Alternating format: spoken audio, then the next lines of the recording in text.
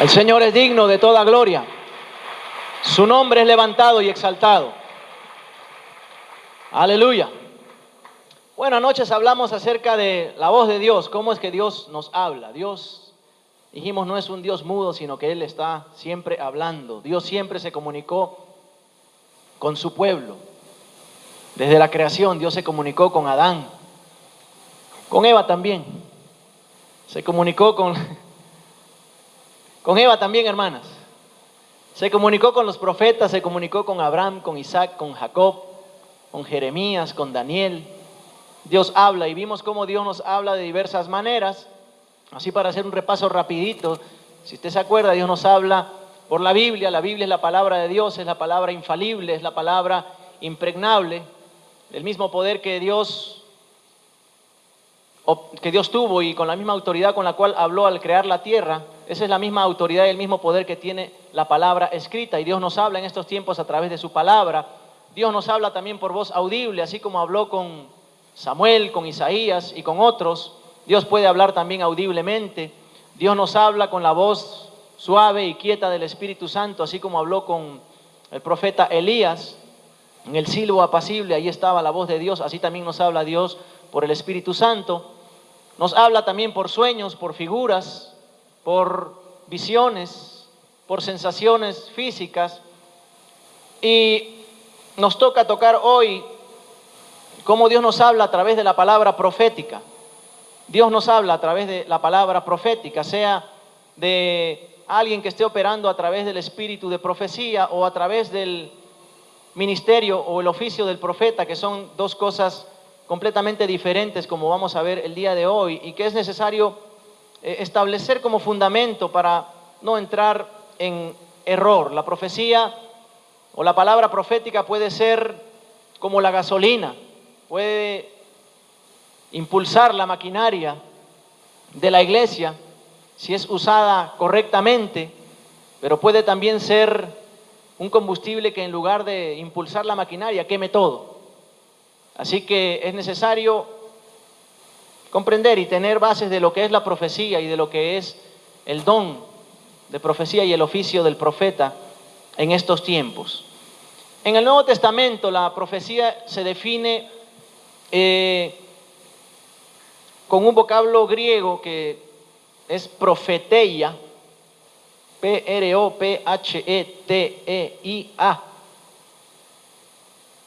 No es importante, la mayoría no sabemos griego. Y le cuento una historia, la mayoría de predicadores no saben griego. Solo estudiamos un poquito los libros y algunos lo hacen por alardear, pero la mayoría no sabemos griego, pero el griego nos enseña para entender el significado de las palabras en la Escritura. Y este texto significa la expresión de la mente y el consejo de Dios. Eso es lo que es la profecía, la expresión de la mente y el consejo de Dios. Es una declaración de Dios que puede contener elementos de predicción, así como también expresar realidades espirituales que pueden estar dadas en el presente, en el pasado o en el futuro. Así que podemos decir que la profecía vendría a ser una expresión sobrenatural con la cual Dios comunica sus palabras, Dios comunica sus planes, Dios comunica a través de la profecía sus propósitos, usando para ello a alguien, a un individuo, a una persona, hombre o mujer, lleno del Espíritu Santo. La Biblia declara en Apocalipsis 19, versículo 10, que el testimonio de Jesús es el espíritu de la profecía. Así que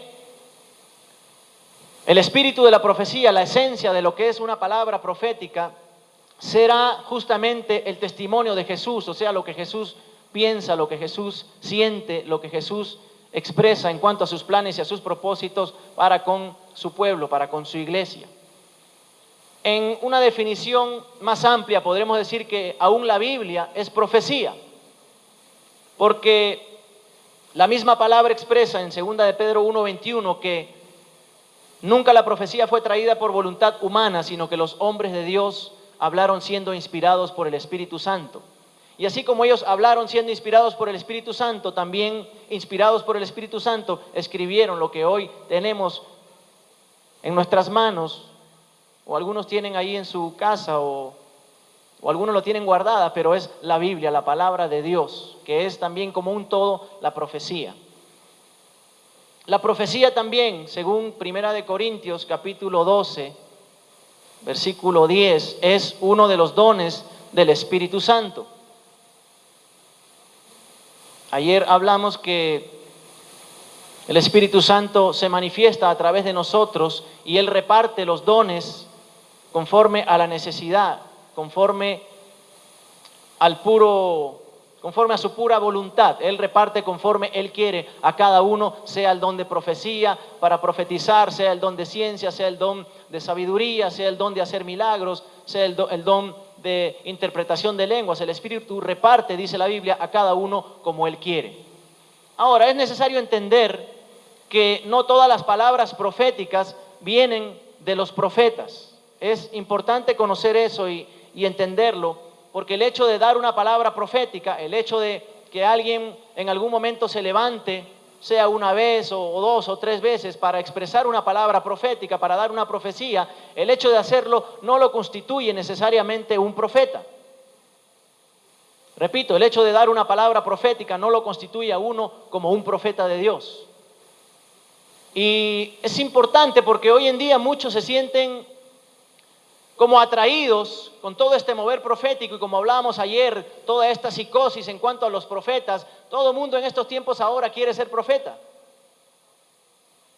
Es como analizar en la Biblia la historia de los diferentes siervos de Dios, y el que menos pues quiere ser como Elías, porque ¿quién no quiere hacer llover fuego del cielo? El que menos quiere ser David, el dulce cantor, el que menos quiere ser Pablo, el apóstol, el gran predicador. Pero nadie, por ejemplo, quiere ser María, la madre de Jesús, mi personaje favorito, porque a veces también tenemos un concepto medio religioso al respecto, pero María es uno de los personajes más grandes que pueda haber en la historia de la Biblia. Bueno, gloria a Dios por esos amenes, porque con dos o tres, bueno, con uno nomás, ya dije ayer, no es como en el Congreso. Pero hoy todo el mundo quiere ser profeta, porque el ser profeta representa algo espectacular. El ser profeta representa que la gente te va a seguir, representa malamente, creo yo, y entendido de manera equivocada, representa que el ser profeta es algo muy honorífico, representa algo, digamos, muy romántico, algo muy dramático, algo muy estético, y todo el mundo quiere ser profeta. Todo el mundo quiere que la gente lo mire con asombro, todo el mundo quiere que la gente se impresione por una mirada, por unos ojos que se salen ante el poder de Dios. Y mucha gente quiere ser pues hoy reconocida o llegar a ser profeta, y la concepción que se tiene en estos tiempos de profeta está bastante lejos de la realidad. Jonás, como profeta de Dios, fue llamado por Dios a una ciudad llamada Nínive. Usted ve la historia ahí en los 4 pequeños capítulos del libro de Jonás. Y Jonás fue llamado por Dios y Dios le dice: ve y proclama contra Nínive. Y resulta que Jonás no está muy interesado en ese llamamiento, no está muy interesado en esa comisión, porque él sabe que esa comisión no le va a traer mucha honra. Él sabe que esa comisión no es muy romántica, él sabe que esa comisión no va a ser muy dramática, él sabe que no va a haber aplausos, él sabe que la cosa no va a ser tan fácil, él sabe que ante ese llamado algo va a ser requerido de su vida, y esa es la esencia de los profetas, porque es un llamado muy santo y es un llamado, como dijimos ayer, a mucho martillo. Y usted sabe la historia. Jonás pregonó contra esa ciudad, proclamó una profecía de parte de Dios. Y lo que sucedió fue que la gente se arrepintió y Dios, pues por ende también dejó de extender su mano contra esa ciudad y le perdonó, y Jonás se enojó completamente. Y a veces es mejor, o resultaría un poco más simpático, por lo menos para mí, gente que ante este tipo de llamado mejor resulte enojándose, mejor resulte resistiendo al llamado, a otros que de repente, por lo que suena, pretendan o quieran apresurarse a ser profetas, pretendan o quieran adelantarse tal vez al tiempo de Dios o al mismo llamado de Dios. A veces tomamos esto como muy frívolamente, lo que es el llamado del ministerio del profeta, y hoy vamos a ver un poquito eso. Muchos a veces oran esta oración y dicen: Señor, yo quiero ser el hombre de Dios para esta ciudad. Yo quiero ser el varón de Dios para esta tierra, para esta ciudad, para este país. Y pronto se dan cuenta cuando Dios los llama y cuando Dios oye esa oración. ¿Y saben cuándo es que se dan cuenta? Cuando una vez más se ponen a orar y dicen: Señor, yo ya no quiero ser el hombre de Dios para esta ciudad. Generalmente eso ocurre con los profetas. Vamos a hablar un poquito de eso. Primero vamos a hacer una diferencia entre lo que es el oficio del profeta y el don de profecía. Y podemos ver en la Biblia claramente que hay áreas distinguidas en esto. El don de profecía precisamente es eso, un don del Espíritu Santo. Es uno de los 9 dones que registra la Biblia del Espíritu Santo. Y Dios, según el libro de Primera de Corintios, lo entrega a quienes Él desea dárselo. No es algo que podemos lograrlo por nuestra propia cuenta. No es algo que venga simplemente porque lo deseemos, sino que Dios, dice la Biblia, que lo reparte a cada uno conforme a su voluntad. Ahora, claro, en esto Pablo escribió en 1 Corintios 14:1 que si seguimos el amor, dice: seguid el amor y procurad los dones espirituales y sobre todo que profeticéis. Esa palabra procurad es una palabra un poco más fuerte de la que dice la versión Reina Valera, y tiene que ver con anhelar fervientemente, tiene que ver incluso con codiciar. Exactamente así es lo que significa, aunque codiciar resulta un poco fuerte como palabra, porque en la Escritura generalmente cuando se habla de esa palabra se habla de manera negativa, como por ejemplo: no codiciarás la mujer de tu prójimo, en los 10 mandamientos. Pero en este texto específico, esa palabra sí se aplica de manera positiva, que es desear fervientemente, anhelar con todo el corazón los dones espirituales y sobre todo que profeticéis, dice Pablo. Ahora, dado que es un don, esto viene por gracia, no lo podemos obtener nosotros mismos. Romanos 12:6 dice que cada don debe usarse conforme a la medida de fe, conforme a la gracia que ha sido entregada por Dios. Teniendo, dice, diferentes dones según la gracia que nos es dada, si el de profecía, úsese conforme a la medida de fe. El don viene por gracia y es por fe. Está basado en el mismo principio que la salvación, tan solamente se recibe, porque el Espíritu Santo decide repartirlo y entonces nosotros tan solamente lo recibimos. No está basado en nuestra madurez espiritual, y en esto a veces tenemos que sacudir un poquito el concepto de que los que tienen dones, de lo que ministran, de que los que Dios los usa en sanidades o en otro tipo de dones es porque son bastante espirituales, es porque tienen una gran madurez o es porque tienen muchos años en el Señor. Mire lo que dice en Hechos, capítulo 10, versículo 45. Yo sé que a usted le gusta mucho usar la Escritura, así que vamos a verlo. Dice en Hechos 10, es la historia de Pedro. Usted se acuerda cuando Pedro ve una visión y él en un principio se resiste, pero Dios le envía a un pueblo, a un lugar donde está Cornelio, donde hay gente que son gentiles. Y Pedro, mientras estaba hablando, es curioso porque el Espíritu Santo lo interrumpió, porque si no Pedro iba a echar todo a perder, porque Pedro le habla a los incircuncisos, a aquellos que eran gentiles, y les dice: bueno, la verdad que yo pensaba que todos los gentiles eran inmundos, pero Dios me ha mostrado que no lo son. Y entonces el Espíritu Santo dijo: este me lo va a arruinar todo. Así que el Espíritu Santo vino con poder sobre ellos. Y entonces comenzaron, dice, los fieles de la circuncisión que habían venido con Pedro, se quedaron atónitos de que también sobre los gentiles se derramase el don del Espíritu Santo. Los gentiles no tenían madurez espiritual, los gentiles no sabían mucho de la palabra de Dios. Si bien es cierto, Cornelio era piadoso, daba limosnas, no tenían mucha madurez espiritual, pero de pronto vino el don del Espíritu Santo sobre ellos. Es una gracia de Dios, es un favor de Dios, es algo que Dios reparte. Los dones del Espíritu son algo que Dios reparte por su voluntad.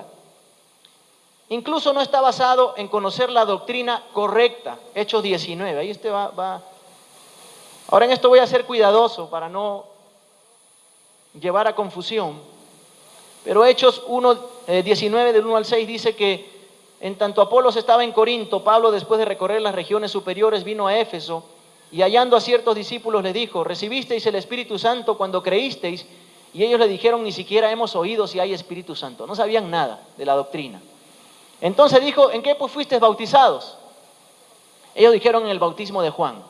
Dijo Pablo: Juan bautizó con agua, con bautismo de arrepentimiento, diciendo al pueblo que creyesen en aquel que vendría después de él, esto es, en Jesús el Cristo. Cuando oyeron estos, fueron bautizados en el nombre del Señor Jesús, y habiéndoles impuesto Pablo las manos, vino sobre ellos el Espíritu Santo, y hablaban en lenguas y profetizaban. El don es por gracia de Dios. Ahora, lógicamente, ocurre a veces en las iglesias que hay gente nueva, que hay gente que tiene poco tiempo, recibe un don, y esa gente pues tendrá que someterse, tendrá que ponerse bajo autoridad, tendrá que aprender la palabra, tendrá que aprender la doctrina.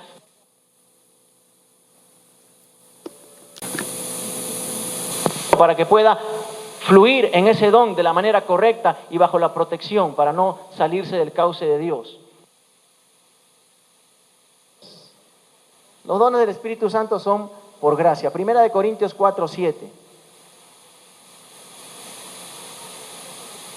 Porque ¿quién te distingue o qué tienes que no hayas recibido? Y si lo recibiste, ¿por qué te glorías como si no lo hubieras recibido?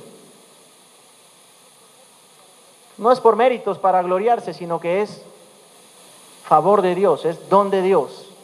No se puede comprar, los dones del Espíritu no se pueden comprar por ningún medio alguno, por dinero, por buenas obras, etc.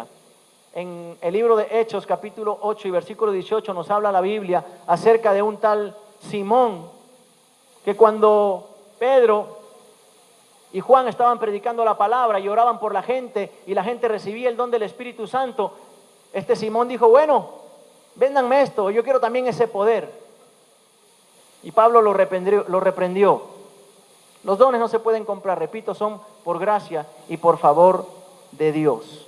Ahora, hay un marco dentro del cual se mueven estos dones del Espíritu Santo, y específicamente este don de profecía.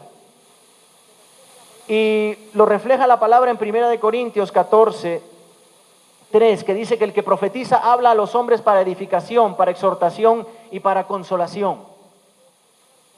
Ese es el marco, o ese es el nivel de autoridad, o ese es el nivel de unción en el cual se va a mover una persona a través del don de profecía. Por el don de profecía no vamos a dirigir a nadie, no vamos a decirle al pastor de qué color pintar la iglesia, no vamos a decirle a nadie con quién se tiene que casar, no vamos a decirle a nadie que se tiene que ir a la China a predicar el evangelio y vender su casa y vender todo. A través del don del Espíritu Santo, tan solamente el marco de la palabra nos indica que profetizamos para edificar, para exhortar y para consolar. Cualquiera que se pase de ese marco, cualquiera que se pase de esa esfera, estará en problemas, porque estará fuera de su marco de autoridad de parte de Dios. Y vamos a ver después lo que es el oficio del profeta, que se mueve en un marco mucho más amplio.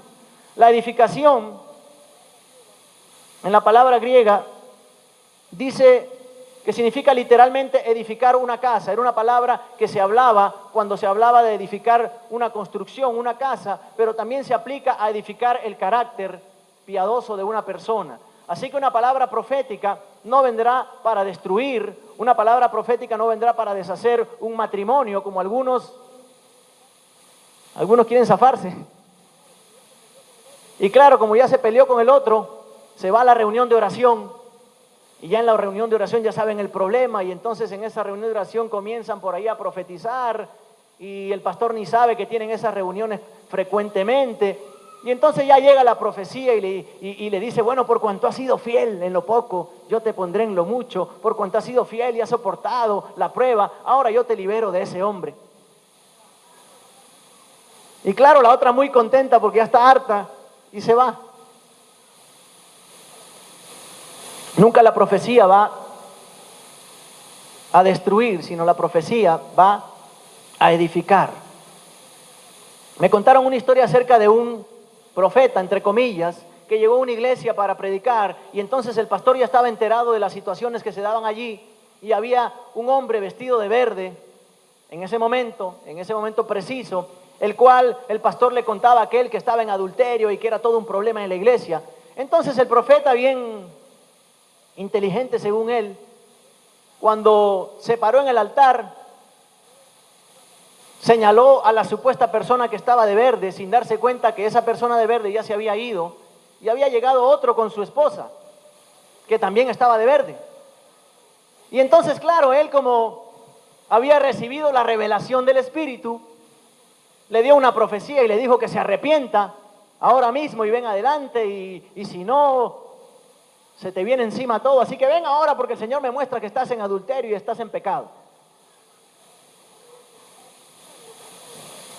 Claro, lo que sucedió es que lo enjuiciaron al predicador, porque el hombre se paró y dijo, bueno, ¿usted está seguro de lo que está diciendo? Y él dijo, sí. ¿Y quién se lo ha dicho? El Espíritu Santo me lo ha revelado. Ah, bueno, pues. Y todo un lío y todo un problema por causa de una palabra profética fuera de lugar, que aunque hubiese sido cierto, tampoco era para darla de esa manera, porque el procedimiento bíblico es otro. Si alguno dice, ve a su hermano cometer una falta, vosotros que sois espirituales, vosotros que sois proféticos, restaurarle con espíritu de mansedumbre. Primero hay que ir y hablarle en privado. Si no te oye, ve con los ancianos de la iglesia. Pero el desatar ese tipo de palabras lo que va a traer es destrucción y no va a traer edificación. Así que dentro del marco del don de profecía, Dios permite edificar, permite también exhortar. Exhortar tampoco significa, como algunos piensan, hablar duramente al hermano y decirle, hermano, arrepiéntate porque veo y siento que estás mal, que no vienes a la iglesia y que estás en pecado. Exhortar significa animar, exhortar significa instar encarecidamente, por consejo o por advertencia, a hacer lo correcto. Así que cuando alguien usted está viendo que está flaqueando, que no viene a la iglesia o que está en problemas, la palabra de exhortación vendrá para instarle encarecidamente por consejo a obedecer la voluntad de Dios, a cambiar su actitud, pero nunca será de una manera juzgadora ni de una manera que lo vaya a avergonzar. Eso es la exhortación, animar, instar encarecidamente. Y también habla la palabra profética a través del don de profecía para consolación. Mientras la exhortación apunta hacia la conducta futura que va a tomar la persona, en la consolación trata con alguna prueba que la persona haya estado experimentando o esté experimentando, sea en el presente o en el pasado. Y la palabra griega para consolación habla y significa literalmente hablar cercano, liberar de preocupación o de dolor, aliviar de angustia o de pesar. Cuando se ha experimentado una prueba difícil, cuando se ha experimentado una situación de adversidad, siempre es buena una palabra de consolación por parte de Dios. Y esto se da a través del don de profecía por el Espíritu Santo. Entonces, reitero, nunca va a destruir, la palabra de profecía nunca va a destruir, porque el carácter de Dios en los tiempos del Antiguo Testamento generalmente venía palabra de juicio y el profeta traía a la vez de juicio también restauración, así que no todo era simplemente ir en contra del pecado, sino también venía por otro lado la restauración, venían las dos cosas. Dios tiene un carácter redentivo, así que Dios nunca va a destruir ni va a dividir, Dios va a edificar y va a fortalecer el cuerpo, así que la palabra profética nunca será para destruir, nunca será para avergonzar, nunca será para pararte y decir, aquí están todos en pecado. Siempre será para edificar, siempre será para consolar, siempre será para animar. Dios no divide ni destruye, sino Dios edifica. La profecía igualmente puede ser dada para producir convicción en los incrédulos. 14:24 del mismo capítulo, pero si todos profetizan y entra algún incrédulo o indocto, por todos es convencido, por todos es juzgado, lo oculto del corazón se hace manifiesto, y así postrándose sobre su rostro adorará a Dios, declarando que verdaderamente Dios está entre vosotros. A veces cuando uno llega a iglesias y va a predicar, a veces hay gente que le pone presión a uno Y ya uno oró por cierta cosa, uno oró por cierto mensaje y la gente, el hermanito encargado dice, hermano, mire que hay como 10 personas aquí nuevas, mire que hay 20 incrédulos, mire que hay 20 invitados. Y ya uno llegó para traer un mensaje de edificación u otra cosa y ya lo presionan para que cambien el mensaje. Cuando dice aquí la palabra que aún con una profecía los incrédulos pueden llegar al camino del Señor. Y de diversas formas, aún sin palabra, hermanos, aún en plena adoración, cuando Dios se manifiesta, cuando su presencia está, Dios puede hacer cualquier cosa, aún sin predicar. Cuando está la unción, cuando están los ministerios, cuando están los ministerios del apóstol, del profeta, del evangelista, del pastor, del maestro en la iglesia, no importa a quién predique, no importa cuál sea el mensaje, la unción está. Y entonces cuando está la unción, algo puede suceder. Sin llamar, la gente vendrá postrado, le dirá a alguien, yo quiero recibir al Señor. Porque la unción está, porque la presencia de Dios está allí. Pero en cuanto a lo profético, pues aquí está la palabra. Puede traer convicción incluso al incrédulo. Ahora es interesante esto de la palabra de profecía porque Pablo dice que debemos procurar sobre todo profetizar. Más allá de los otros dones, procurar dice profetizar. ¿Por qué? Porque la profecía puede edificar a un número mayor de una sola vez. Es el don tal vez más edificante en el cuerpo de Cristo y en la palabra, porque un don de sanidad tal vez puede ministrar a unas cuantas personas, o los otros dones se manifiestan tal vez para tocar a un grupo reducido de gente, pero a través del don de profecía tú puedes ministrar a todo un estadio y traer una palabra de edificación para ellos. Así que Pablo nos insta a profetizar. La Biblia dice que todos podemos profetizar. No es algo que esté lejano, no es algo que esté solo para los muy espirituales, sino que cuando el ambiente está propicio, cuando Dios se quiere mover, Él puede fluir proféticamente a través de nosotros. Y recuerde, todo es por gracia de Dios. Y el marco debido es edificación, exhortación y consolación. Hasta ahí será nuestro límite como don de profecía. Pero la palabra nos habla también acerca del oficio del profeta. Y hay aquí una marcada diferencia. Efesios 4, del 8 al 11. Nos habla la palabra del Señor de que Dios constituyó a algunos apóstoles, a otros profetas, a otros evangelistas, a otros pastores y a otros maestros. Pero dice que Jesús, subiendo lo alto, versículo 8, llevó cautiva la cautividad y dio dones a los hombres. Y eso de que subió, ¿qué es? Sino que también había descendido primeramente a las partes más bajas de la tierra.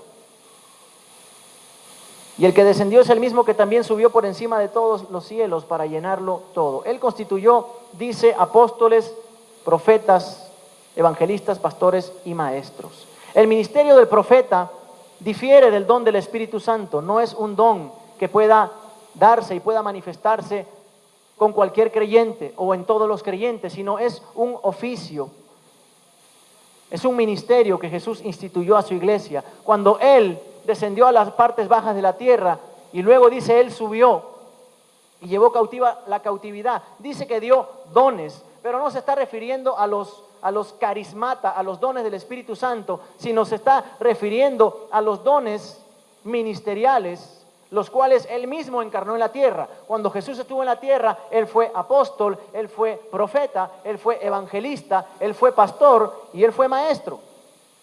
Ponemos bases sobre ello. Los oficios, repito, no son dones, sino son posiciones de liderazgo, de gobierno dentro de la iglesia. Jesús fue apóstol. Hebreos 3:1 dice, por tanto, hermanos santos, participantes del llamamiento celestial, considerad al apóstol y sumo sacerdote de nuestra profesión, Cristo Jesús. Jesús fue evangelista. Mateo 4:23, Mateo 9:35, Lucas 4:18. Jesús en Mateo 4:23 dice, recorrió toda Galilea, enseñando en las sinagogas de ellos y predicando el evangelio del reino y sanando toda enfermedad y toda dolencia en el pueblo. Jesús fue pastor. Juan 10:14 dice, yo soy el buen pastor y conozco mis ovejas y las mías me conocen. Jesús fue maestro. Juan 3:2 Y otros versículos, Marcos 1:22, Juan 7:14. Este vino a Jesús de noche y le dijo: Rabí, sabemos que has venido de Dios como maestro, porque nadie puede hacer estas señales que tú haces si no está Dios con él. Jesús fue también profeta. Dice Hechos 3:22, porque Moisés dijo a los padres: el Señor vuestro Dios os levantará profeta de entre vuestros hermanos, como a mí. A él oiréis en todas las cosas que os hable. Jesús encarnó en la tierra estos 5 ministerios y estos 5 oficios que él después devolvió en forma de hombres. Es decir, los hombres son los dones. Los hombres son los regalos de Dios. Es decir, el apóstol es un regalo de Dios. Un profeta es un regalo de Dios para la iglesia. Un evangelista es un regalo de Dios para la iglesia. Un pastor, un maestro son regalos de Dios. Él llevó cautiva la cautividad y ahora entregó esos ministerios otra vez, los devolvió a la tierra y los repartió a los hombres. Y los repartió como un oficio, como un ministerio. Que repito, el profeta actúa en una posición de autoridad y su rango de movimiento y su rango de autoridad será siempre mayor a simplemente exhortar, a simplemente animar y a simplemente consolar. Conforme leímos en 1 Corintios 14:13, el don de profecía es para 3 cosas y 3 funciones principales: edificación, exhortación y consolación. Mas el oficio de profeta está investido con una autoridad mayor. Él tiene una esfera de movimiento, una esfera de acción mayor, y su palabra tendrá el propósito de proveer dirección, como lo hemos visto en Primera de Reyes 22:7, Segunda de Reyes 5:10. Usted es estudioso de la Biblia y lo va a estudiar para no ir tanto a los textos, porque nos toca hablar también de cómo juzgar la profecía. El profeta dará también palabras de corrección, Ezequiel 3:18.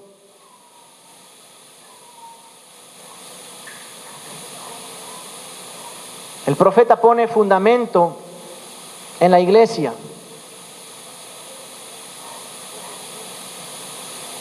Efesios 2:20. Los profetas imparten los dones espirituales. Primera de Timoteo 4:14, cuando el apóstol Pablo se unió con Silas y profetizaron sobre la vida de Timoteo. Los profetas ungen ministerios. En el Antiguo Testamento vemos cómo Saúl fue ungido por el profeta Samuel, Primera de Samuel 10:1. El primer sumo sacerdote Aarón fue ungido por el profeta Moisés, Éxodo 28:41. Los profetas también ungían a otros profetas, como en el caso de Eliseo y Elías, en Primera de Reyes 19:16. El oficio del profeta es algo bastante santo y es algo que se ha, creo yo, distorsionado en estos tiempos, y por eso es necesario poner el balance. Repito, el don de profecía abarcará solo exhortar, consolar y edificar, pero el profeta es un ministerio de liderazgo dentro de la iglesia. Él va a funcionar junto con los otros ministerios. Él va a tener la autoridad o la prerrogativa que puede tener el pastor o el evangelista o el maestro dentro de la iglesia o el apóstol, de poder usar el púlpito y ministrar y traer una palabra de edificación, traer una palabra de dirección, de corrección. Es un ministerio, es un oficio, es una posición de liderazgo dentro de la iglesia. Gracias, mi hermano. El oficio del profeta es algo que conlleva una gran responsabilidad por ser este fundamento de la iglesia. El profeta está por Dios mismo. El profeta está hablando de Dios y está hablando con la autoridad de Dios en una generación como esta, que es la generación final. Las afirmaciones del profeta van a ser las afirmaciones del corazón de Dios para su pueblo respecto a sus propósitos. El profeta va a entender los tiempos, el profeta va a entender las cosas del tiempo presente con respecto a su proyección en el futuro. El profeta es un enviado, y como un enviado, pues Dios nunca va a enviar a alguien que no lo represente genuinamente. Si algo es un profeta, en esencia, es que es un enviado por Dios, es un varón de Dios que Dios ha enviado, que Dios ha comisionado. Y repito, Dios nunca va a enviar a alguien que no lo represente auténticamente. Y por eso el profeta requiere de formación, por eso el profeta requiere de servicio, requiere de padecimiento, requiere de sufrimiento. Yo dejé en la lista de los oficios que realizó Jesús al último el de profeta, porque si algo fue Jesús, fue profeta. Cuando Jesús le habló a la mujer samaritana y le dijo toda su vida, ella dijo, oh, yo creo que eres profeta. Cuando Él se presenta en Jerusalén y comienza a llorar por Jerusalén, dice, Jerusalén, Jerusalén, que apedreas a los profetas y matas a los que te son enviados. Estaba hablando también de Él mismo, porque Él fue enviado como profeta a Israel. Moisés había dicho que Dios levantaría profeta después de él, tipificando a Jesucristo. Entonces, el profeta o la función del profeta tendrá siempre padecimiento, tendrá sufrimiento por causa de la palabra que trae, porque la palabra del profeta a veces traerá devastación, porque devastación no en el aspecto negativo, sino devastación en lo que es la carne. El profeta, en su función, cuando uno lo ve en Jeremías, en el capítulo 1, versículo 9, y dice, Dios te ha llamado, y el Señor le dice, te ha llamado para arrancar, para destruir, para arruinar, y luego para edificar y para plantar. Esto quiere decir que la primera expresión de ese llamado va a ser traer juicio contra las cosas que nos apartan de Dios. Siempre va a arrancar y destruir las cosas que son queridas por el hombre. Él siempre va a dirigirse a aquello que es doloroso a la carne. Y por eso será perseguido y por eso será muchas veces rechazado. Jesús como profeta fue rechazado. La Biblia dice que Él habló la palabra y habló, dice, tan duro que la gente no le quiso seguir más y los discípulos se acercaban y le decían, mira Señor, que estos te seguían y ya se fueron. Y el Señor le dijo, la carne para nada aprovecha. Él estaba llamando a una nueva calidad de vida. El profeta llama a una nueva calidad de vida. El profeta llama a un nuevo estilo de vida. El profeta confronta el sistema de vida, el sistema religioso. Y para eso tiene que destruir, tiene que devastar aquello que los hombres edifican en su propia carne, aquello que el hombre edifica por sí mismo, el orgullo, lo que la carne desea. Eso es lo que tiene que ser arrancado por la palabra del profeta. Y por eso los profetas que hablaron del exilio, los profetas que hablaron del juicio, fueron los únicos que también después pudieron hablar acerca de la restauración en los tiempos de Israel. Así que el profeta es un llamado en sí mismo. El profeta va a traer juicio, pero también restauración. Su palabra va a traer juicio sobre aquellas cosas en las cuales el hombre se aferra en su naturaleza. Y por eso Jesús decía, el que quiere ser mi discípulo, tome su cruz y sígame. Esas no son palabras muy bonitas, esas son palabras de profeta.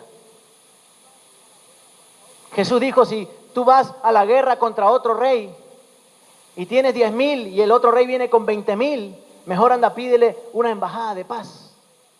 Y Él no está hablando del diablo, porque yo al diablo no le voy a pedir ninguna embajada de paz. Él está hablando de Él mismo. Él es el que viene contra ti para quitar tu carne, para hacerte un verdadero discípulo, para que te niegues a ti mismo y tomes tu cruz y le sigas. Esa es la esencia profética de Jesús, y por eso la Biblia dice, el testimonio de Jesús es el espíritu de la profecía. Hay algo muy cercano, muy de parentesco entre Jesús mismo y lo que es la profecía. Jesús mismo es el espíritu de la profecía. Jesús fue profeta. Antes que cualquier cosa fue un enviado de Dios. Y repito, nadie, o Dios no va a enviar a nadie que no le represente de manera auténtica. Y para eso se requiere trato de Dios, para eso se requiere martillo. Ese símbolo que hablábamos ayer del candelero es precisamente un símbolo en el Antiguo Testamento y en el tabernáculo del ministerio del profeta, que es tallado a martillo Porque muchos quieren ser profetas, pero no quieren el trato de Dios. Cuando José fue llamado por el Señor y le dio visión y le dio un sueño y le dio toda una perspectiva de lo que iba a ser su futuro, en el Salmo 105 dice, el dicho de Jehová le probó. Cuando hay una palabra, cuando hay un llamamiento, cuando se trata de un llamamiento grande, un llamamiento profético, Dios te va a probar con esa palabra, Dios te va a probar con ese dicho, Dios te va a tratar a martillo, Dios te va a forjar. Y ahí está la diferencia en el campo profético entre David y Saúl. Saúl fue llamado por Dios, lo ungieron y de inmediato reinó, de inmediato daba profecías, de inmediato era un guerrero, de inmediato tenía victorias, pero nunca pasó por el trato de Dios, nunca quiso recibir el martillo para ser forjado de una sola pieza. En cambio David recibió la unción y le dijeron, ungido, vaya a seguir criando ovejas. Pasó por el trato de Dios, el dicho de Jehová también lo probó y entonces tuvo que irse al desierto porque empezó la persecución, empezó el trato, empezaron las adversidades, empezaron las dificultades y todo eso es intrínseco al ministerio del profeta. Y para ser profeta pues necesitamos ese trato del Señor. Dios tiene que forjar carácter en nuestra vida porque la palabra del profeta tiene que ser de alguien que es de una sola pieza. Porque Él traerá la palabra de Jehová, Él traerá la palabra del cielo, Él traerá el consejo de Dios. Y entonces el profeta o el que se dice profeta no puede decir un día Dios dijo esto y otro día Dios me guió a esta otra cosa. Un día voy para aquí y otro día voy para allá. Un día digo esto y otro día digo lo otro. De una sola pieza, de carácter.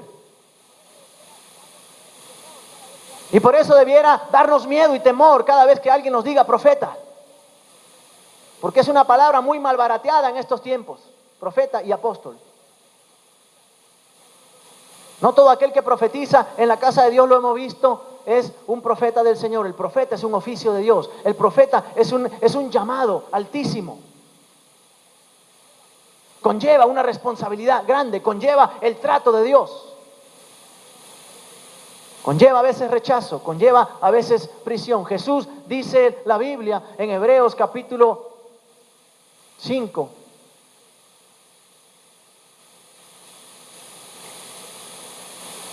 Versículo 7, que en los días de su carne ofreciendo ruegos y súplicas con gran clamor y lágrimas al que le podía librar de la muerte fue oído a causa de su temor reverente. La vida de Jesús, quien es en realidad el profeta por excelencia, más que los otros tipos de profetas en la Escritura, estuvo llena de sufrimiento, estuvo llena de padecimiento, estuvo llena de sacrificio, estuvo llena de lágrimas, estuvo llena de búsqueda del Señor. Y ahora estos son los tiempos modernos en los cuales nadie quiere pasar por el trato de Dios. Todos quieren recibir la unción, todos quieren que le llamen profeta, todos quieren que le llamen siervo de Dios, todos quieren que le digan evangelista, qué tremendo, qué poderoso, qué ungido, pero no queremos pasar por el trato de Dios, no queremos recibir los martillazos para hacer esa luz que alumbra el mundo. Y entonces después no hay carácter en nuestra vida. Y entonces después tomamos una decisión por aquí y al día siguiente tomamos otra por allá. Y entonces, ¿cómo es que podremos dirigir personas si nos llaman profetas, si nuestra palabra no es una palabra clara, si nuestra palabra no es una palabra firme? Cuando Dios le llamó a Jeremías, le dijo, yo pondré tu rostro firme contra ellos. De una sola pieza, forjado en el trato de Dios.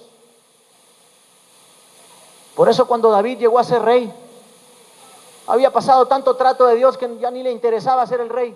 O no era algo a lo cual él querría aferrarse. Y cuando había rebeliones, pues dijo, me hago a un lado. Si Dios lo puso, pues será que yo no seré el rey. Porque él sabía que nada era suyo. Por eso él dijo, Señor, todo es tuyo. Y de lo recibido de tu mano te damos. Lo habló en el aspecto monetario, pero también era algo que era parte de su vida. El trato de Dios que había recibido lo hizo ser un ministerio fructífero, lo hizo ser un ministerio fértil, lo hizo ser un ministerio que permaneció. Saúl no quiso el trato de Dios, él quiso el reconocimiento de la gente. Cuando Samuel le dio una instrucción y le dijo, haz esto, haz esto, haz esto, haz esto, le dio instrucciones específicas y él dice que se impacientó. Y su pretexto fue culpar a la gente. No, es que la gente se me desertaba. Y ese es el gran problema con los profetas de nuestros tiempos, que están buscando las apariencias y lo que la gente piensa. Por eso aquellos que oran por la gente se paran ahí espectacularmente y ponen la mano sobre ellos. Algunos caen, pero otros no caen. Y entonces, como no caen, los tienen que empujar porque su imagen está por ser desacreditada según ellos. Y entonces tienen que empujar y tienen que lidiar y tienen que decirle recibe, recibe, recibe, y no pueden recibir. A veces hasta tacles tienen que darle para que pueda caer, porque no caen nunca. Porque la imagen está a la vista de todo el mundo. Porque les importa mucho lo que la gente pueda decir. Y una de las cosas que tenía el profeta y que debe tener el profeta de Dios es que él no está pensando en los aplausos. Él no está pensando en los reconocimientos. Él no está pensando en que la gente lo pueda saludar, en que la gente lo pueda recibir muy bien. Él tan solo está pensando en dar la palabra del cielo. Ese es el don del profeta. Traer la palabra de Dios. Y la palabra de Dios muchas veces va a ser fuego, como Dios le dijo a Jeremías. Mi palabra es como fuego en tu boca. Porque la palabra del profeta traerá purificación. La palabra del profeta traerá santificación. Malaquías 3:2 dice que Dios es como un fuego purificador. Por eso cuando Elías estaba en el monte Carmelo, restauró el altar de Dios, lo arregló. De la gente, sino él debe estar buscando el reconocimiento y el aplauso de los ángeles del cielo. Y hoy en nuestros días,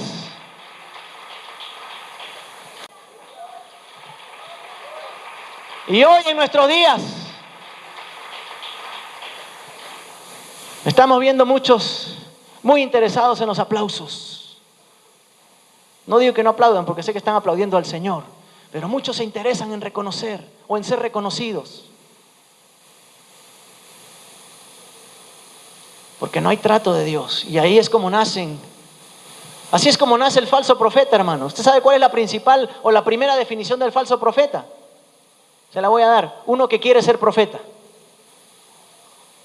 Esa es la primera definición del falso profeta, uno que quiere ser profeta. Jonás, hermano, no quería ser profeta porque sabía lo que se le venía, sabía cuál era el trato de Dios. Sabía la dificultad de ir y predicar a una nación donde todo el mundo era malo y nadie quería oírlo. Repito el primer dato que le doy, la primera revelación.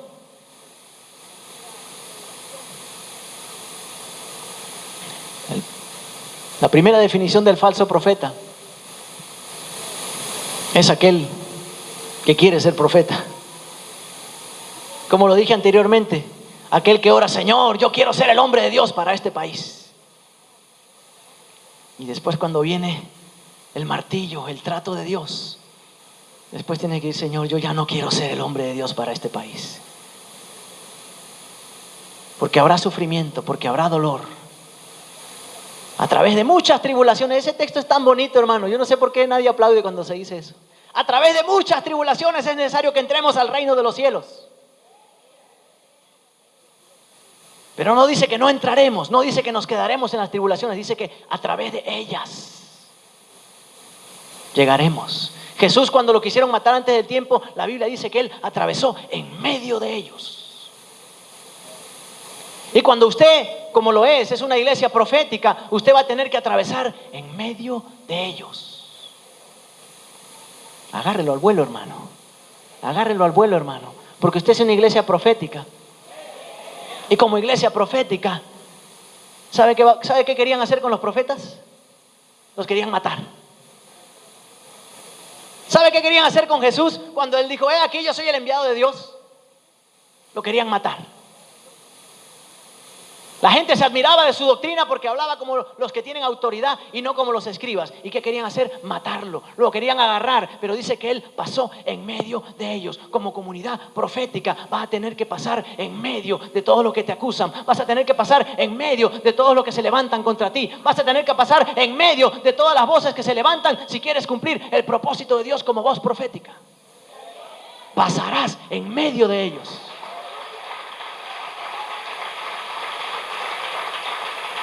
Dios te ha llamado a pasar en medio de ellos. Reciba eso.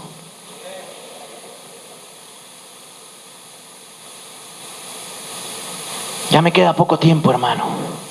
Quisiera hablar más. Mañana vamos a hablar acerca de los falsos profetas y la falsa profecía.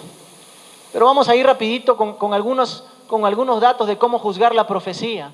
Yo creo que más o menos queda claro que una cosa es el don de profecía para exhortar, para edificar y para consolar. Hasta ahí es el marco. Pero el oficio del profeta es una posición de liderazgo, es una posición de autoridad. Es una posición del cuerpo ministerial de la iglesia. Porque gran daño se ha hecho a veces en muchas iglesias cuando alguien profetiza 2 o 3 veces y ya lo están nominando profeta, o ya le están escuchando todo lo que él dice, y entonces ya pintan la iglesia de verde porque verde significa esperanza, porque Dios me dijo, y entonces ya el púlpito lo cambian y ponen uno de cristal porque allá en el cielo habrá calles de oro y mar de cristal, y entonces comienzan a hacer locuras y a dirigir. A través del don de profecía no dirigimos, tan solo exhortamos, consolamos y edificamos. El oficio del profeta es el que junto con el cuerpo traerá visión, traerá la palabra de guía, traerá el fundamento dentro de una congregación, dentro de una comunidad. Ahora, algunas formas de juzgar la profecía. La primera, la principal, es que no contradiga las escrituras. Y es lógico, como la que dije antes, ¿no? De aquella que se quiere divorciar del otro. Y ya le profetizaron y ya quiere irse. Si una profecía va en contra de las escrituras, va en contra de lo que Dios ha dicho, así que deséchela de inmediato. Ahora, ojo en eso, que depende también nuestro entendimiento de lo que es la escritura. Se lo pongo de esta forma: hay gente que no cree en la sanidad divina. Y entonces, si él escucha una profecía acerca de que Dios va a sanar a alguien de cáncer, lo que va a hacer es rechazarla porque cree que no es conforme a su entendimiento de la escritura. Entonces hay que tener cuidado un poquito en eso, de qué es nuestro entendimiento de lo que dice la Biblia. Es algo a veces un poco sutil, pero creo que a nosotros eso no nos afecta mucho porque creemos aquí en las cosas de Dios y en el mover del Espíritu, ¿verdad? Pero si una profecía va en contra de las escrituras, va en contra de lo que Dios ha hablado, así que deséchela. Punto 2, hay cosas sutiles también en este punto, si la profecía se cumplió o no. Mucha gente recibe palabra, mucha gente recibe profecías, y a veces algunos dicen: hermano, yo recibí hace 20 años que iba a ser un gran evangelista a las naciones, y mire, ya me están saliendo canas y no he ido a ninguna parte. Bueno, pues Deuteronomio 18, 21, 22 habla: y si dijeres en tu corazón, ¿cómo conoceremos la palabra que Jehová no ha hablado? Si el profeta hablara en el nombre de Jehová y no se cumpliere lo que dijo, ni aconteciere, es palabra que Jehová no ha hablado, con presunción la habló el tal profeta, no tengas temor de él. Ahora, si no se cumplió, muy probablemente no fue de Dios. Ahora escuche que digo muy probablemente y no digo seguramente. Porque las profecías no se escriben en piedras ni se escriben en tablas, las profecías se escriben en corazones, se escriben en gente, o se proclaman sobre gente de carne y hueso, y entonces hay un elemento humano para el cumplimiento de la palabra. Y ahí es cuando a veces nos apresuramos en tachar de falso profeta a tal o cual, y la realidad es que el elemento humano en nosotros es el que no funciona. O de repente sí funciona para bien.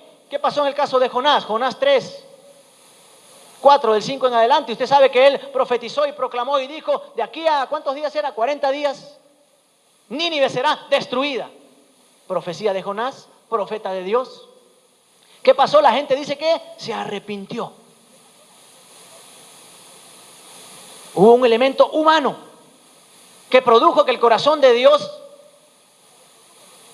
se volcara a arrepentirse del mal que había hablado en contra de esa ciudad. Así que el arrepentimiento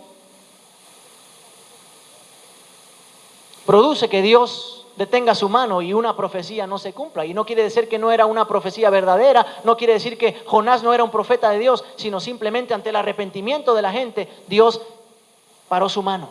Cosa distinta pasó con Elí. Es el texto que más me desagrada en cuanto a comportamiento de alguien en la Biblia, un siervo de Dios, un varón sumo sacerdote. Dios dice que había hablado y había dicho una palabra, que sus hijos morirían por causa de que eran pecadores y eran gente que menospreciaba las ofrendas de Dios y fornicaban ahí en la puerta del tabernáculo.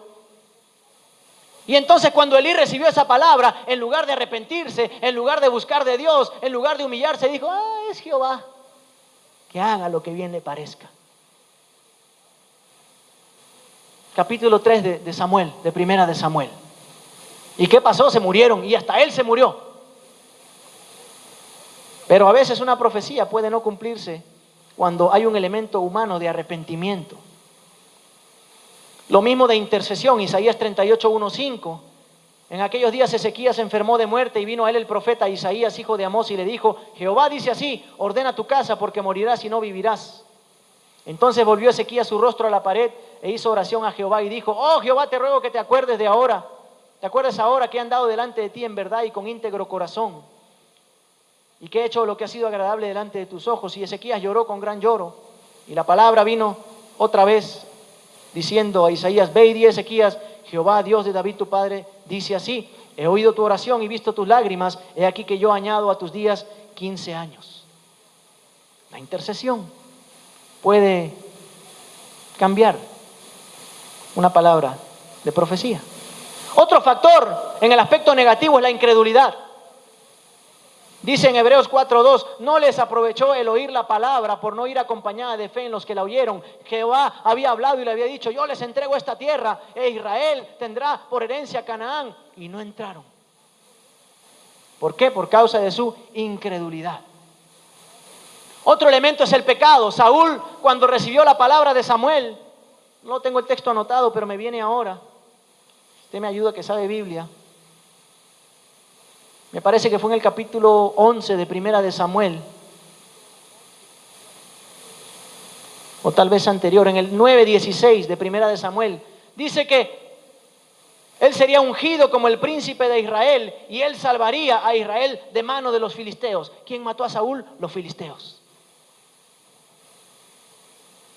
Por causa de su pecado y por causa de su rebelión, la palabra de Jehová no se cumplió sobre su vida. Jehová no era falso profeta. Él envió a Samuel, dio la palabra, pero por causa del pecado no se cumplió. ¿Se está entendiendo, verdad? Otro elemento importante es el factor de guerra espiritual cuando viene una palabra sobre nuestra vida. Primera de Timoteo 1:18 dice: este mandamiento, hijo Timoteo, te encargo, para que conforme a las profecías que se hicieron antes en cuanto a ti, milites por ellas la buena milicia. Hay un elemento de guerra espiritual en una palabra, porque cuando Dios nos habla, seguramente le ha pasado, el enemigo de inmediato viene a querer robar, a querer ahogar esa palabra. Y Dios te dice que te va a levantar, Dios te dice que te va a engrandecer en un ministerio. Y entonces ahí es cuando el diablo viene y te dice: no, si tú siempre has sido un fracasado, y lanza dardos a tu mente. Siempre has fracasado, ahora eres un fracasado, siempre serás un fracasado. Y entonces comienzas a: uy, sí, ¿verdad? ¿Será que no fue de Dios? ¿Será que ese tenía barba pero no era profeta verdadero? Entonces comienzas ahí a entrar en dudas. Y la duda es la que paraliza la palabra. Así que tenemos que guerrear y que tenemos que militar, pelear la buena milicia en cuanto a las profecías que han sido dadas a nuestra vida.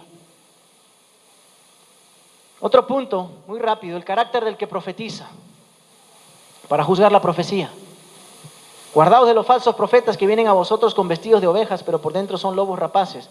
Por sus frutos los conoceréis. Tienes que buscar el fruto del Espíritu en la vida del que profetiza. Del profeta y del que profetiza, porque aunque alguno no es profeta, puede profetizar. Entonces busque los frutos, busque amor, gozo, paz, paciencia, benignidad. Aún así, que el profeta o el que profetiza sepa que vas a juzgar su profecía. Cuando reacciona de manera orgullosa, cuando reacciona de manera negativa, ese será un gran indicativo de que algo anda mal. Recuerde que la Biblia dice: profeticen 2 o 3 y los demás juzguen. En el Antiguo Testamento aquí vino la palabra de Jehová era hablada y eran dos cosas. Odiaban al profeta y no hacían nada, o venía juicio. En nuestros tiempos no, en nuestros tiempos el carácter de Dios en la gracia es un carácter redentivo, y entonces ahora tenemos que juzgar la profecía, porque el Espíritu está diseminado por toda la iglesia y cada uno puede discernir en el Espíritu si la palabra es de Dios o no es de Dios, y entonces tenemos que juzgar lo que se dice. Juzguemos también el fruto del profeta.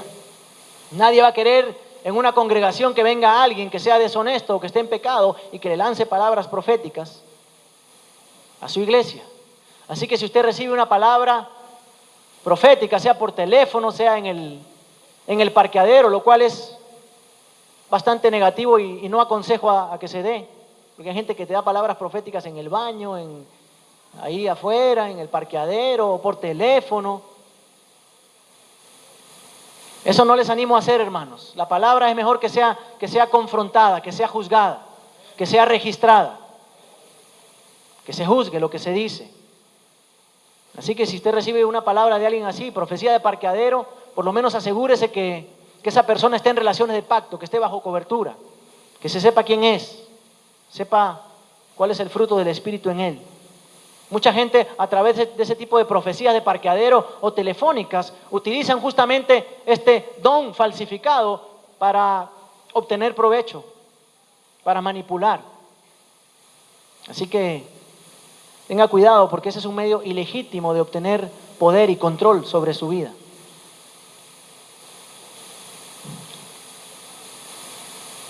Y un punto clave, hermano, para ir terminando, mañana vamos a ampliar sobre esto,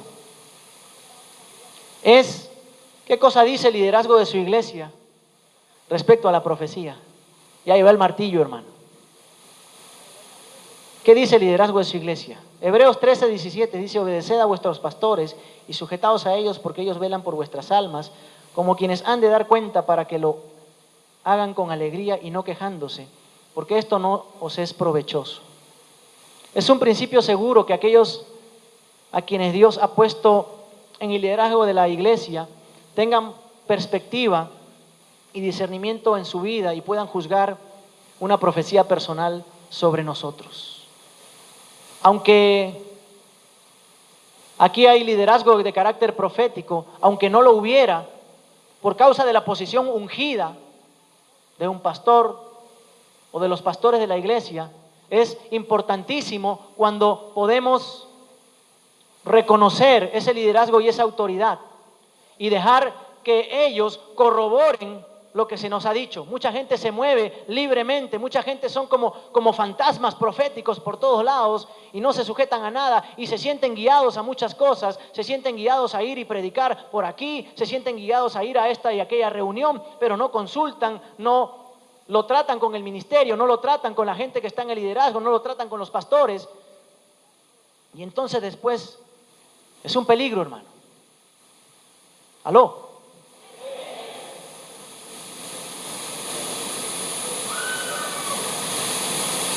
Ciertamente los líderes también somos imperfectos, pero por causa de esa posición, siempre una confirmación de un líder de la iglesia, del pastor de la iglesia, será efectiva, porque Dios nos habla también a través de ellos y debemos movernos bajo cobertura. Cuando nos salimos de eso, entonces estamos expuestos a cualquier cosa. Y creo que algo mencioné ayer, que estas son diferentes formas de corroboración de lo que se es dicho o de lo que es dicho sobre nosotros. A veces hay gente que recibe un sueño o una visión y se guía solo por eso. Dios me habló que me vaya a esa otra iglesia. Es más bonita, hay más estandartes. Yo lo vi en el sueño. No consultan con nadie, no van a preguntarle al pastor qué siente. Y claro, después se van.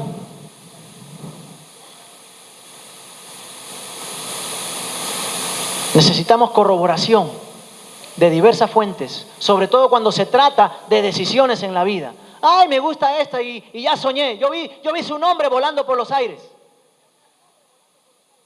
No pregunte, pregunte. Es más, reciba corroboración ni siquiera tan profética, hermano. Vaya a la casa a ver cómo trata la mamá. Y ahí se dará cuenta si le conviene o no le conviene. Busque consejos proféticos, busque tratar con gente que sea líder, con gente que esté a cargo de la iglesia cuando se trata de tomar decisiones. Hay gente que a quienes buscan fueron a los más chismosos, a los más incompetentes, a los que menos oran con eso. Así que, mira, el Señor me dijo, sí, a mí también me dijo, vámonos.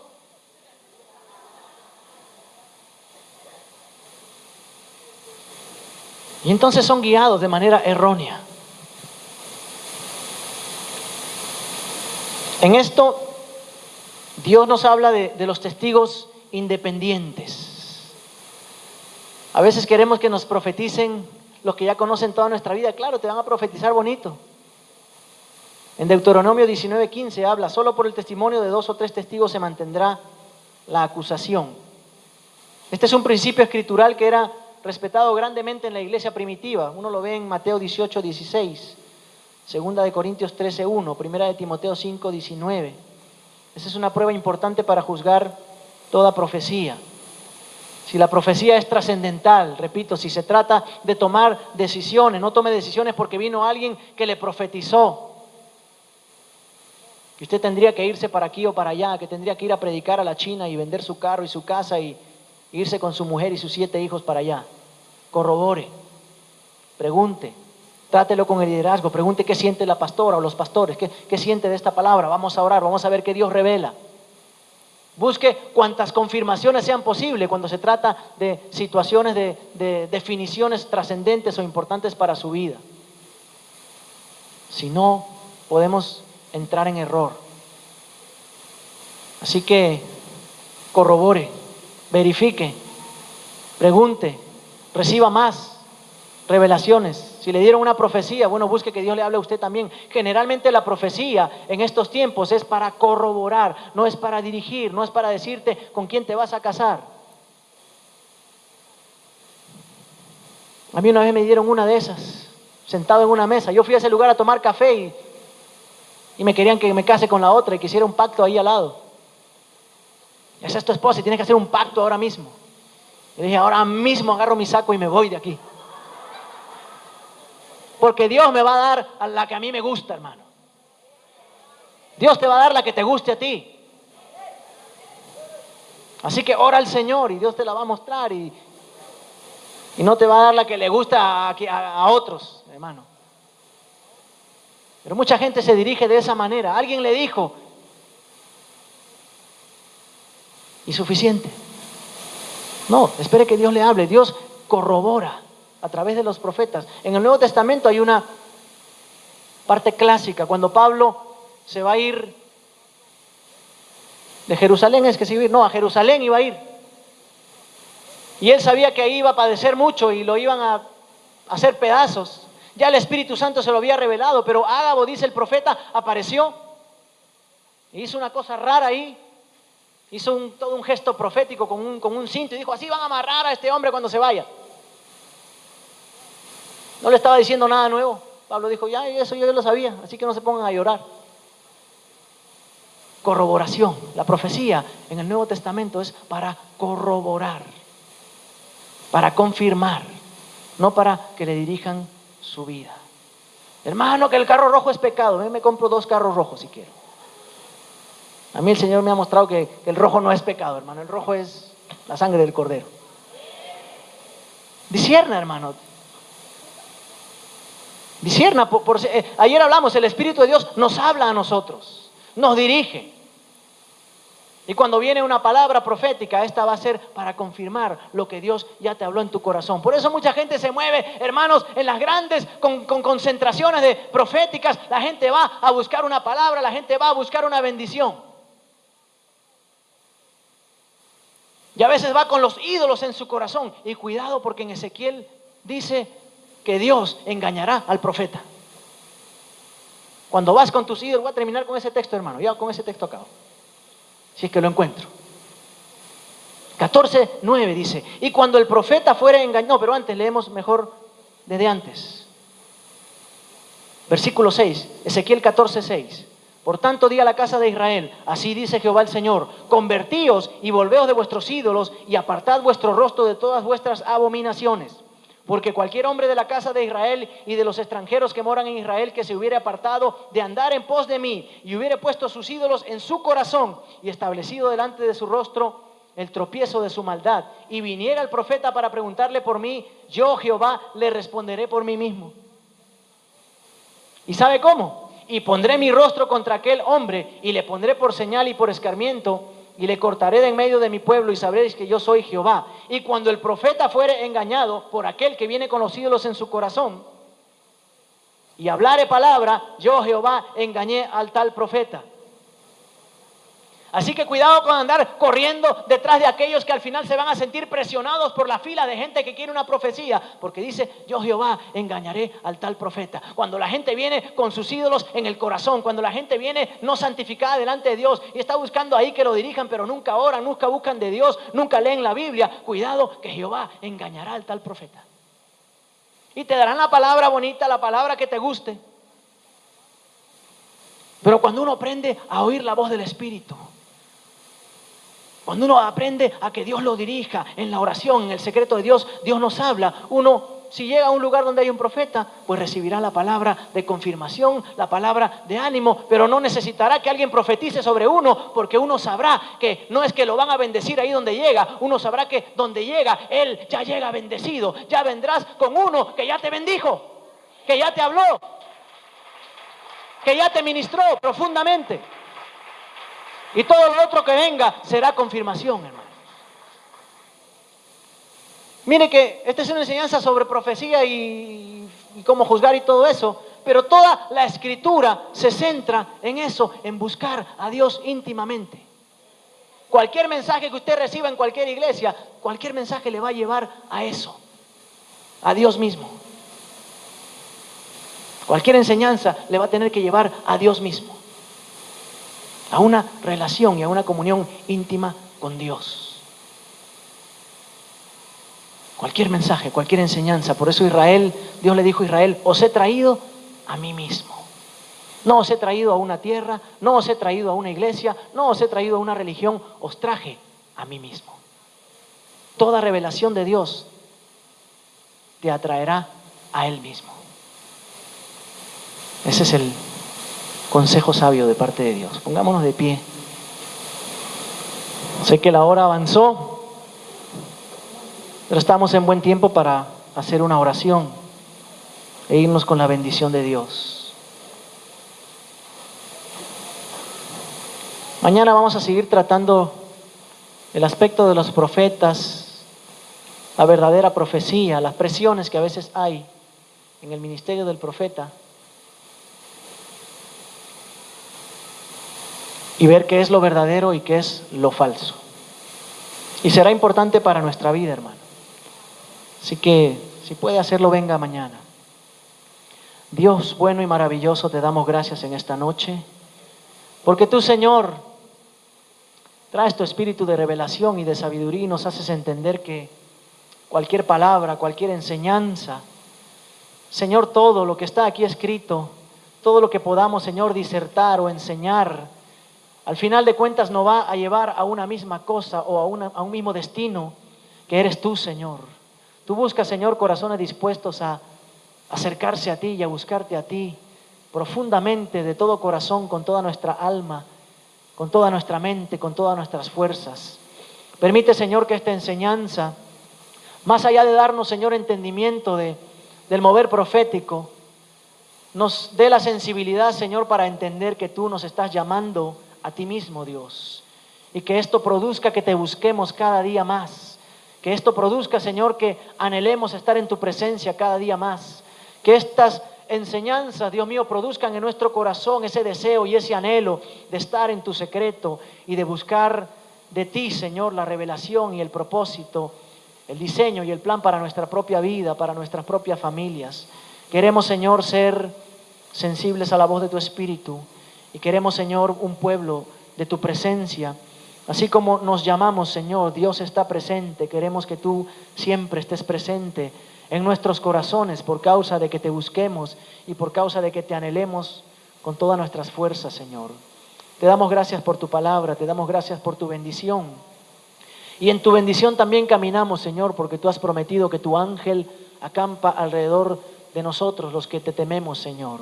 Que ese temor de Jehová permanezca en nuestra vida en todo tiempo, en todo nuestro caminar, Señor. Te damos la gloria y la honra. En el nombre de Jesús. Amén y amén. Gloria a Dios.